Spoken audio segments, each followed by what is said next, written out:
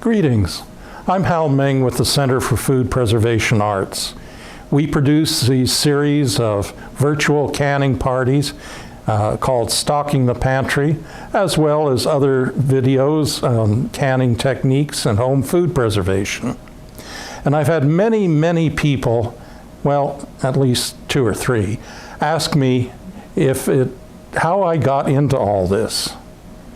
And I had to stop and think about it, and I realized it started way back because I've lived through what could be termed 4 natural disasters.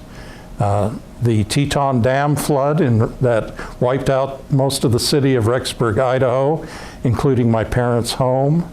The big Yellowstone earthquake, Yellowstone forest fire. And then there were several tropical storms when I lived in Houston that flooded so badly we were stuck in the top of a 5-story building for 3 days watching motorboats go up and down Texas Avenue, one of the main streets of Houston. Well, all that led me to become interested in emergency preparedness, not in the sense of preppers or razor wire, but just what we can do as individuals.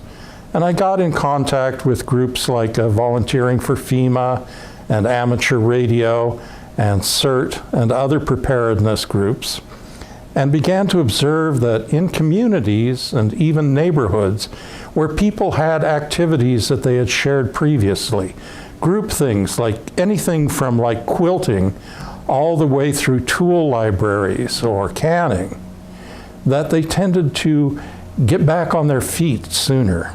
They had this base of support and some skills to carry them through.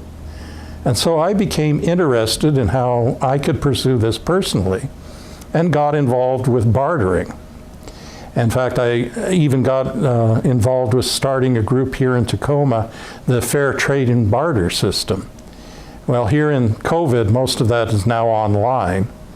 But when we were having barters a number of years ago, when I was first starting out with it, I would notice the canned goods that people brought in, and even at that point, being somewhat uneducated in canning, I was a little dubious about it. So I looked around and hooked up with Seattle Tilth, which is now Tilth Alliance, that had a program for, at that point they were calling it Master Canner Certification. Now it's Master Food Tech Certification. And it was a program that was, I think it was 6 weekends, 4 to 6 weekends, and learning all about different canning techniques. And that's how I became involved in this. And I learned about a program called Jammin' for the Hungry down in Corvallis. And I hooked up with the Trinity Lutheran Church out in Parkland, and we started trying to set that program up. And it's based totally on volunteers and making things that are permitted by the state through safe practices like applesauce and jams, which can be given out through food banks and feeding ministries.